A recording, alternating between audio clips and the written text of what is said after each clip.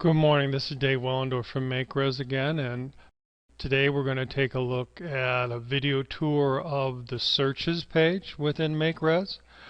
Often you need to find specific guests and you've got a partial demographic or partial information on them.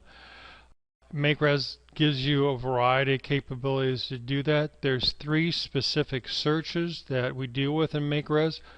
One is a guest search that deals with specific guest demographics, and we'll see a couple examples of that during the video tour. The second one is a workflow search that allows us to find guests that are in specific workflow states. For example, show me all the guests for the last 6 months that have gone on to the wait list. So that's a workflow state that we can take a look at. Or show me the guests that have not reserved a room but are on the inquiry list. Again, another way to look at things in respect to the workflows. Last but not least is the reminder search. The reminder search is a way to go through the variety of reminders that you may have on the system and identify specific ones. So you remember, oh my gosh, I have to arrange a massage for somebody, but somehow you've lost the paperwork or lost who that massage is supposed to be for. The reminder search can help you with that and help you identify what guests you put in a reminder to do a massage for. So let's first look at the guest search. When we bring up the page initially, the default search is to take a look at all the various properties, everything that's happened in the last month. So if I scroll down, here I can see that there's been 34 activities recorded. These might be reservations made, they might be inquiries made, and if I go up to the top of the table, I can see particular information, the guest ID. We talked about that in the video tour of the guest page, the name, arrival, when they're coming to see us, state they're from, their cell number, their email, the number of adults in the party, the number of children in the party, whether or not this guest has booked, which particular unit they're going into, River Rocks or Treetops, the contact date, when they made the initial contact with us, and the number of nights they're staying. By default, we only display the first 34 of the, actually 20 of the items, but we can change that so we can display up to 50, and now all 50 are displayed at one time. Or if we want to, we can go back to maybe displaying 10 of them, and we will now see them 10 at a time. Another interesting thing regarding this particular display is, again, if I show all 50 of them, I can do a sort. So if I come up to the name area and click on the name, now they're sorted by actually the first letter of the first name. Perhaps I'd like to sort them by state because I remember there was somebody from South Carolina. If I click on the state, now I've got them sorted by whatever the first letter of the state is. So a variety of ways to organize and find the information. And as I roll through here, you'll see that the background of each particular inquiry or reservation is highlighted. That's an indication that if I click on that particular line on the table, the complete information within the guest page that we've already talked about will come up for that particular, in this case, guest number 1389. So that's the default search that comes in, all the guest activity during the last month, whether it's reservations or inquiries. If I'm interested in a specific information, perhaps again I want to go to the Riverdance Bed and Breakfast, so I set my property to that, and I'm looking for somebody whose name contains W-E-L-L, again perhaps my son Kyle Wellendorf. And I come down to the bottom and you can see all the various areas the cell number contains, the email contains, the zip code is, that I might want to search on, and even information about the source of the lead, whether it's from TripAdvisor or from Google or from a rafting company that's nearby. You can put in that information also.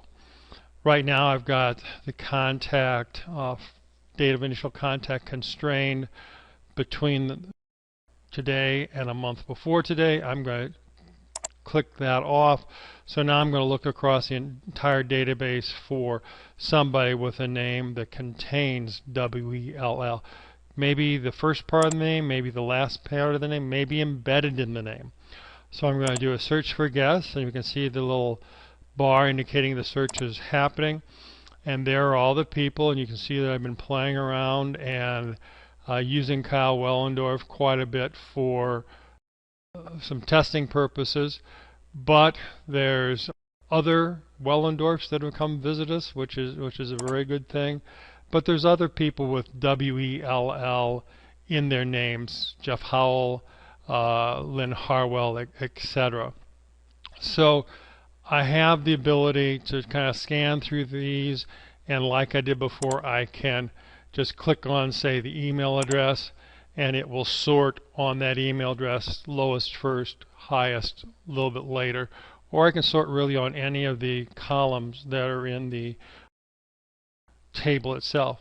Now I may want to very much take all this information and use it elsewhere. And the key to doing that is the export to comma separated file or variable format.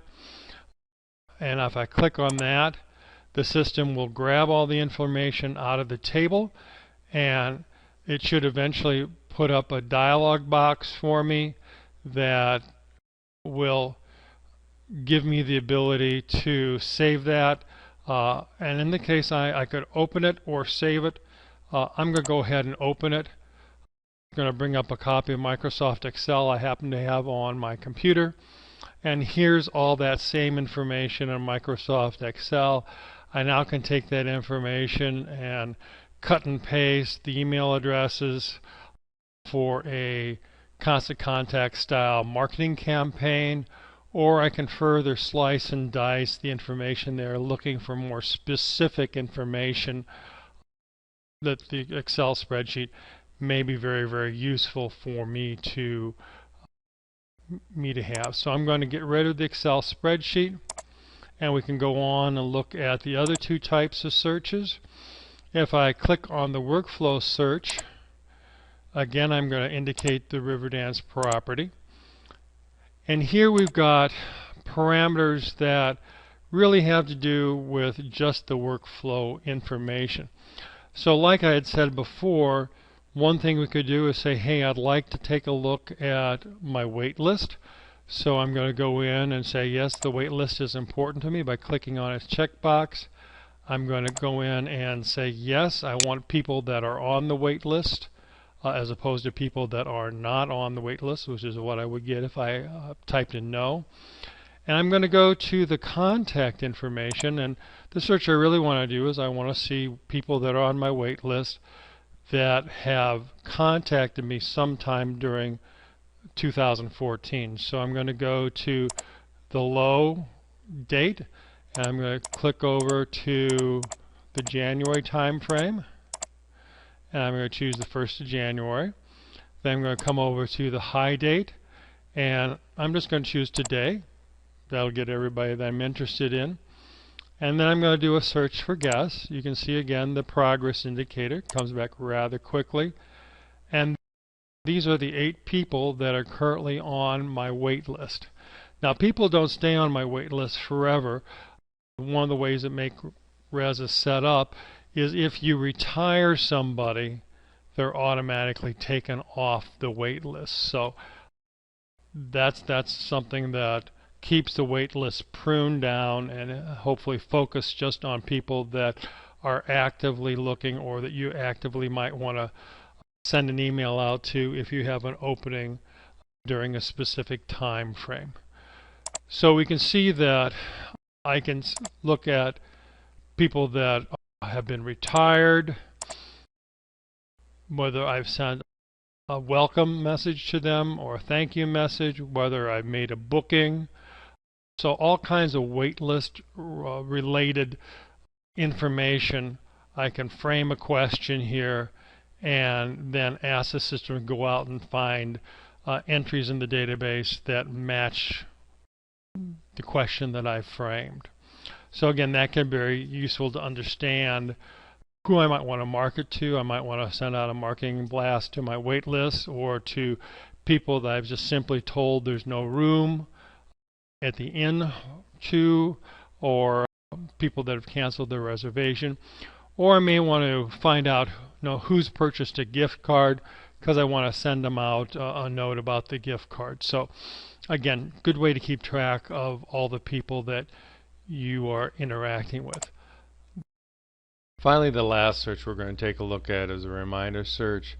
And reminders are, again, things that you need to remember to do, that you log in to the system. Things like scheduling a massage for a client, cleaning the carpets in a room, collecting an additional payment, perhaps signing up for a seminar, things that are typically related to your properties that you want to do, but somehow it would be best if you were tapped on the shoulder and reminded.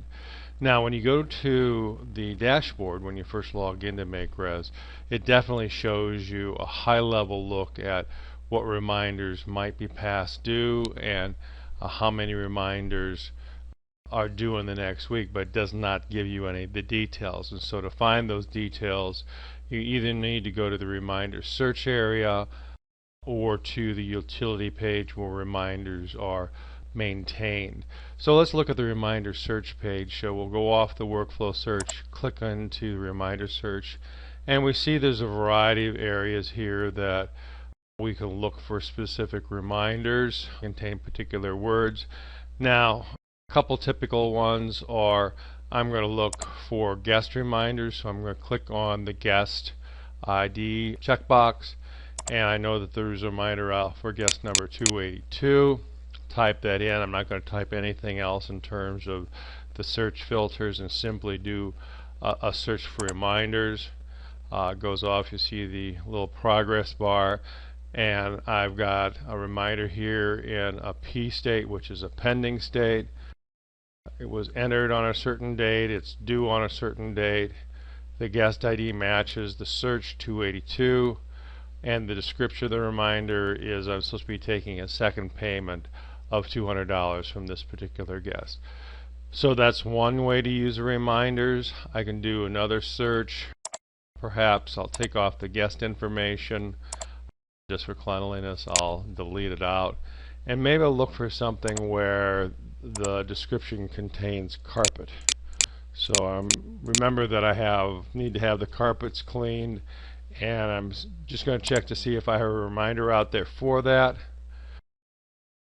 And again, I see a variety of reminders I need.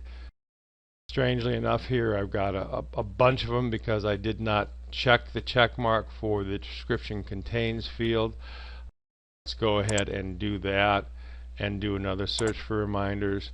And indeed, I have one now that relates directly to carpet cleaning. So I can look at reminders that were entered in a particular date range by the low entry date and high entry date, and clicking on the checkbox next to entry date. Or I can also look at them when they're going to be due, if they're tagged to a particular property unit, or if they're a particular state. So the states show me all the reminders, which is kind of the default. We've been working with that, or reminders that are just pending, or reminders that are already completed. Well, that's it for the searches page. Stay tuned, and we'll have other videos relating to many of the other pages within MakeRes. Thank you.